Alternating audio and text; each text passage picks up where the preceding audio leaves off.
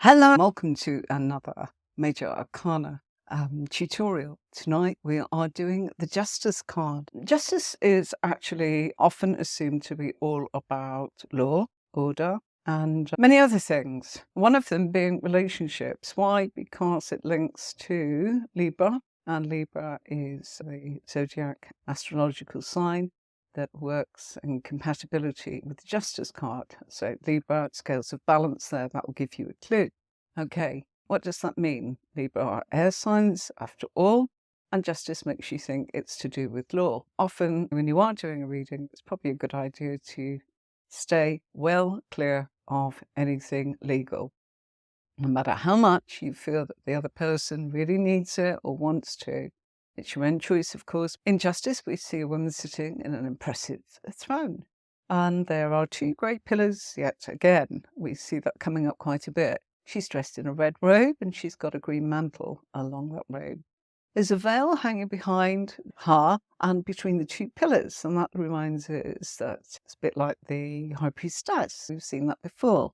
And the woman's holding scales and they are balanced and an upright sword in one hand. And if you look, you can see that one white shoe is visible underneath that red robe. Now, the Justice card represents precisely that, justice. So our lady or figure appears to be in a position here of balance and harmony. And it can come up in a reading to remind you that you're at a point in your life where you're getting what you deserve.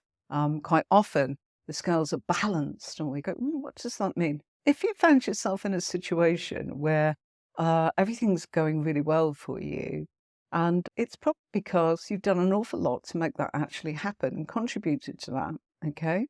If you found yourself in a sticky situation, maybe it's best if you take responsibility for where you are now and for everything that led to this point, your thoughts, ideas, and your deeds that's brought you to where you are now. So there's a certain feeling of what your justice has been served to you, whether it's good, bad, or ugly, okay? Here you stand before the judge, and that's justice sitting there, and it's a bit like I'm looking straight at you. But the judge and the jury and the figure are you. So this is about you looking inside yourself and going, hold on, maybe I've been pretending to be something I'm not, but I've only been fooling myself. Now, this upright double-edged sword that we see with our figure, we see this in, I think, it's Queen of Swords, as in, which is the only one that's got that upright. I know the swords, folks, but they are not straight upright. Sometimes there are angles, and that all means something. But being upright, it shows us that she understands the duality in life and that there are two sides to every story. And the double-edged sword reminds us that there are consequences for everything that we do in our life. So no one can escape the spiritual court of law. No one can hide from their own truth. This little white shoe's there to remind us in our justice card that's peeping out underneath the robe that she's got pure motives and intentions, and she's not here to make life dull or miserable or judge you harshly. But remember, this is you, okay? And it's easier when we're looking at someone else and accountable to someone else. It's an aspect. It's like your guides and all the rest of it. It's like your higher self. It's an aspect of you. And so it's time for justice to actually hear the story from both sides and then make a fair decision. And that will help how it comes out in the making. We know that the Justice card is linked to Librans. And Librans often face the challenge to take responsibility for their circumstances instead of trying to blame others. I'm not saying all Librans are like that, but it is one of the challenges of a Libran. So when the Justice card comes up in a reading, it can mean whatever your situation that you're in, it's turning out as it should based on what happened and your own accountability for where you are now. And it's generally a positive card, and it allows you to weigh up the pros and cons and be fair and square. And remember, what is just is not necessarily what is fair, okay? It is a time to be honest with yourself and then to look at those around you. And it's a time to be accountable for our actions, okay? Justice is strongly associated with, of course, law and legalities of all sorts of kinds. So that can be contracts, documents, signing up for house businesses, marriage contracts, settlement in your favor. And if you're in a relationship, the appearance of the Justice card in a reading would indicate that you've got to be honest with yourself and your situation. And I would say you would need to look at the other surrounding cards to see what's going on in the relationship right now. This purple veil that's hanging behind our figure in the Justice card is a mixture of purple is a mixture of blue, isn't there, and divine red. And it's often associated when it's mixed, as in with intuition, our third eye, and often associated with power, dignity, and commitment. And that veil is draping between the two pillars, helping to protect you, but also it's hiding information. So it's about going, you know what, I've got to be really direct with myself. And as I said earlier, justice is a two-edged sword. What's necessary just may not be fair. You can get justice in the courts, but it might not be fair. They're two different things. So there's an awful lot with this. The stone seat is that our figure's sitting on is really plain. And that kind of means that we're going to be a bit direct in our foundations, and there's going to be no frills going on here. And it also shows a lack of comfort, just cold stone, which can make us feel a bit uncomfortable with the truth, because not everything is warm and fluffy. It's also representing the fact that sort of concretey, solid seed is a reliable basis, can be delivered with sincerity, but it's earthy and it's grounding and it's solid. That is everything is symbolic when we look at the Rider-Waite deck. Her crown is decorated with a blue stone over her third eye, and that's just representing intuition. And that blue is representing a calm mind and a view of the world without having too much clutter. Okay? And it's an openness to look. And that stone in the crown is square, and that's for like organization. So it's like there'll be intuition and logic balanced and combined. And the square can also represent Earth, symbolizing east, south, and west. Crown is gold, and that is just linking to the practical side of justice and the rational seeking out of what's real and what is not.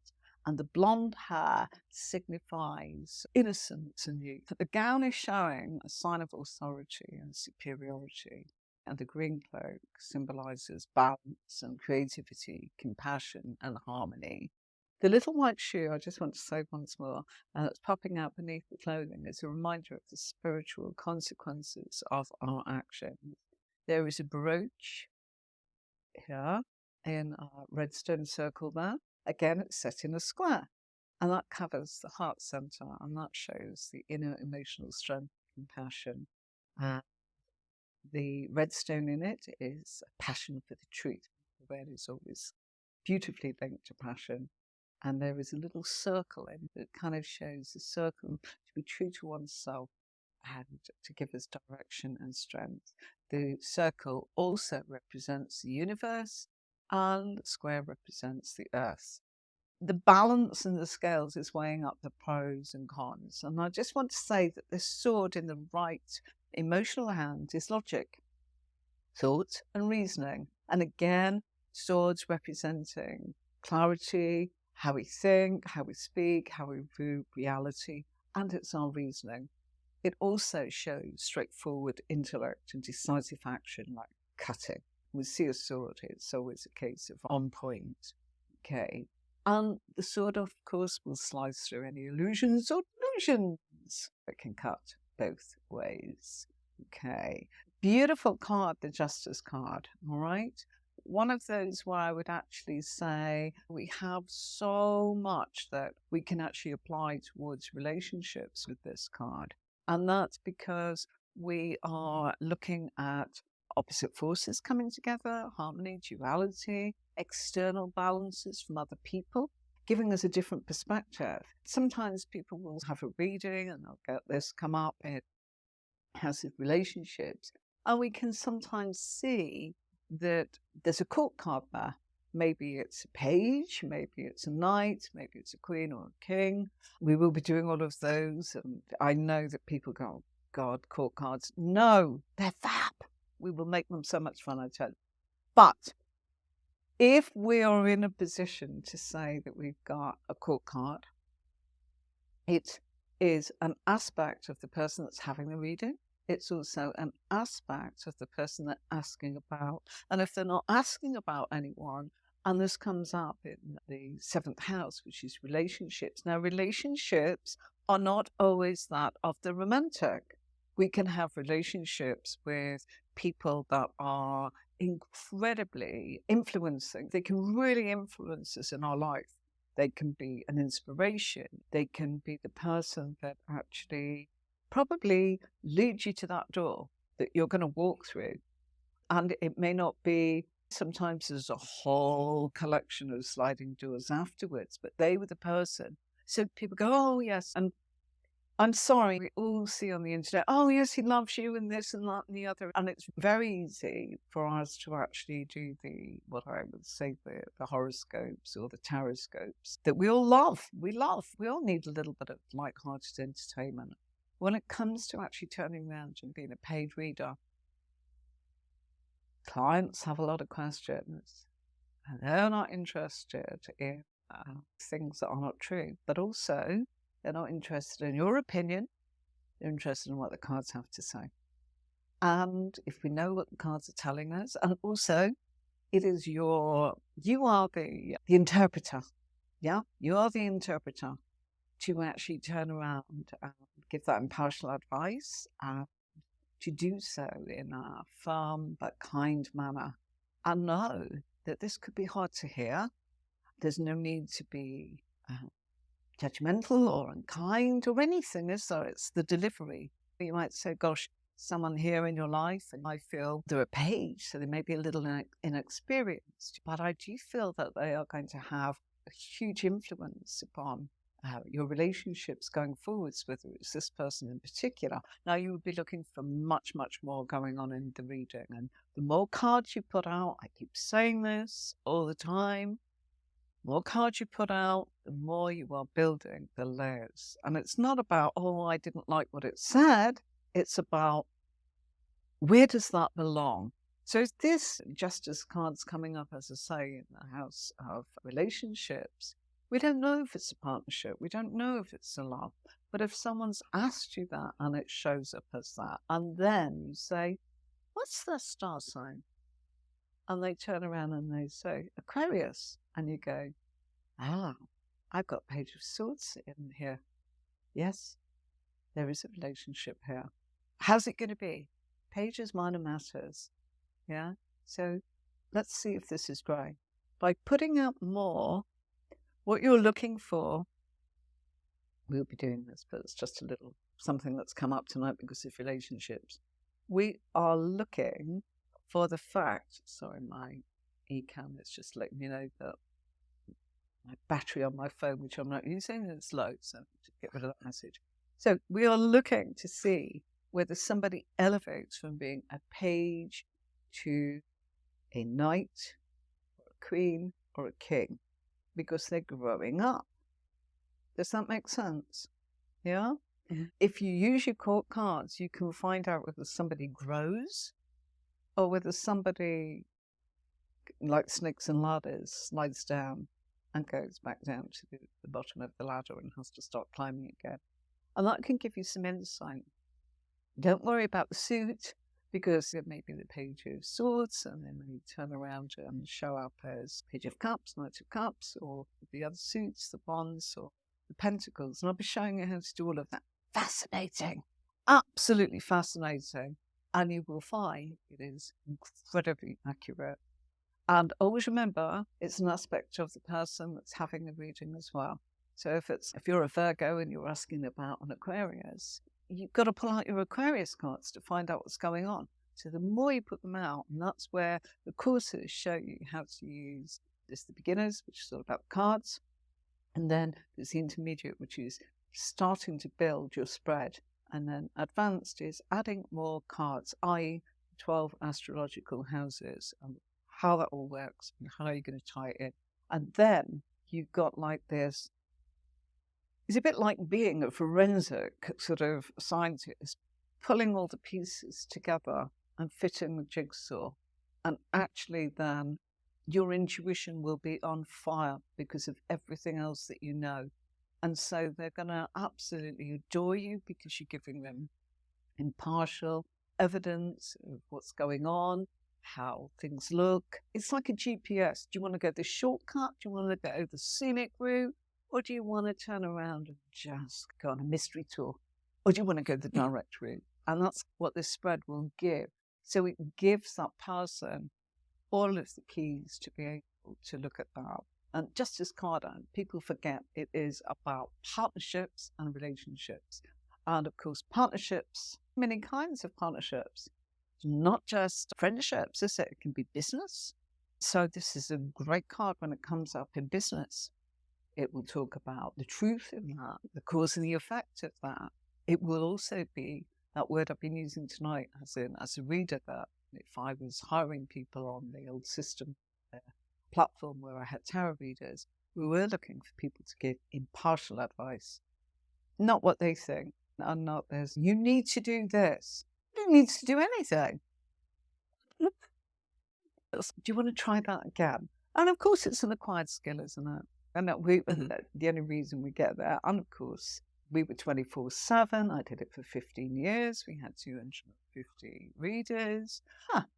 I read in person. I did my body and spirit shows. I traveled the country. Had people come and have tarot parties at mine or tarot parties at theirs. Or you could have a little shop. Everyone had little shops. And I was like, oh, no, I don't want to be sitting there waiting for passing train, 9 to 5, blue. No, I was a driving instructor and loved like being on the road. And it was like, no, I'll go to the shows and sit there for a day. And that'll be enough for me once in a blue moon, or, have somebody come. The trouble is that when people came to your home, it was so fascinated. Your whole day was just, they'd had their hour and it was like, okay, the next person will be due along. I just want to ask this.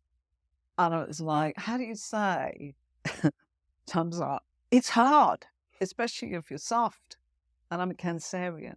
I don't want to ever hurt anybody's feelings.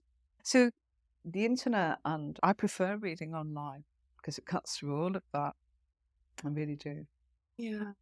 How did it work for you? I looked at it as a teenager, but back then, because I'm 38, 37, there was only one deck of cards and there was only really one book. So I didn't connect with it. Yeah, And it right. wasn't until 2023, which, like a lot of us get into it, there was a relationship that wasn't really a relationship. And I started watching readings, and then that wasn't enough. I wanted to answer my own questions and figure out why I had these issues in the first place. I'd done a lot of work outside of that. But with cards, it's more intuitive and you get to be there with yourself instead of having someone in your ear, like you're saying, telling you, you should do this or you should do that. No, I don't need to hear that right now. I just want to know what's going on. And then I can work from there. That's how that started. And you know what? That's probably turned you into the reader that you want to be for everybody. It cannot be all things to everybody. There are those that want the fairy godmother ones, and those that just want the kind of algorithm sort of type. I'm holding up the 10 of Swords. He loves you. He's so in love with you. Look at this card. And you go, my gosh, seriously, stop. Just stop. Choose another card if you're going to do that. And look at the card you're actually holding up, with your cheat sheets. We had it all on the lines, and we'd just be really lovely and go, okay, do you want to go again? Because that's just not on right. So Hermit, if you're struggling, can be that the deck's not right for you. Okay, that's just what you were saying, isn't it, earlier on, which is everything and anything. My first deck was a Pip deck, and it was the Marseille deck. My friend Diane said, "Oh, I've got the tarot cards." It was like, I was so excited, and I looked at them and I thought, I haven't got a clue. And it didn't do anything for me. Yeah. You know, when you just, there's nothing wrong with them, people grow to love them, but it's not. There's different pip decks that do. And a pip deck, by the way, just means that all the images, particularly the suits, are like 1 to 10 and they're all the same. Okay. So you've probably got a sword and it will go 1, and then the next one will be exactly the same thing. 2 swords and no picture, no images, no symbology, nothing. Very difficult if, like me, it just did nothing. It did nothing. It made me feel very down and I didn't know what to do with it. And it was very old. And I'm a Cancerian, that is. I like fresh, modern, anything that's innovative, anything that's futuristic. And this was old. And it was a wrong energy for me. It was depressing. It was down. And it was like, I can't do this. And so I carried on. Luckily enough, I was in London and big place and plenty of mystical sort of bookshops around, hard to hunt down. Glastonbury, used to go down there. Go down as in with my savings because I knew that while I was there was no internet then. It was like, I went, just knew it was not going to happen. And so, yeah, that's how it went. And I probably got about 50, 60 decks. Doesn't mean you can read them all. But here are some. One on the left is very similar to a Rider-Waite. The second one there, beautiful, but quite difficult if you are trying to give a very in-depth reading and the symbology that I've talked about, that like the shoe and the colours. Colours tell you a lot. Even if it doesn't resonate with you, I always say to people when we're doing psychic development, come on, what's that colour mean to you? And that's how it starts. In psychic development, they'd go to you, they'd give you, this is my aircon remote control, they'd go, right, there you go, that's for you. Pick up on it. And you'd go, gosh. And you'd be thinking, oh, I can't feel any energy. No, it's not about that. Let's look at the shapes, look at the colours. So you go, the white means purity to me. The grey is, and the writing is black and white combined. So there's a duality there. Okay, and some of the actual, sorry, I should be showing that up there. Some of the actual sort of controls are oblong, but they're rounded. All of that means something. When you're psychically in development, you've got everything, all the shapes, all the colours, everything speaks to you. And then all of a sudden, the stuff starts coming in.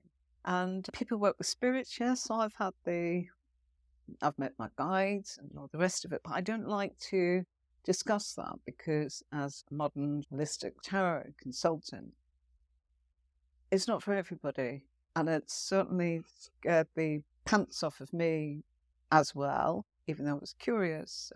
I think we all scratch a little and we find out what makes us comfortable. And I hope that everyone here just gets to a place where they're comfortable. That's all it's about. And as long as you're comfortable and you know who you are. Some people go, oh gosh, I absolutely love this deck and I love that deck. Lightseer's there on the left. That's a very popular deck. But it can be quite hard to read with, despite its beauty and its freshness and its the artist. It's incredible. But it might not be for you. The second one on the bottom, that's a physical deck and a digital deck that we did back in 2006. That was our interpretation of justice. Very plain, very simple. We did it for graphics. This was to go on a website. So when you've got something like the Rider-Waite Justice card, that's the third one along on the top there, yeah, it can look messy, even though it's full of symbology. You needed something that was, there you go. Got the Lightseers there on the bottom. We've got my image there. The Wizard's Tower, I think that's Corin Kenner, third one along on the bottom. Justice card, I think that's Baron Reed, and that's the Good Tarot. Above that, groovy, Waite deck, traditional, all sorts, whatever floats your boat.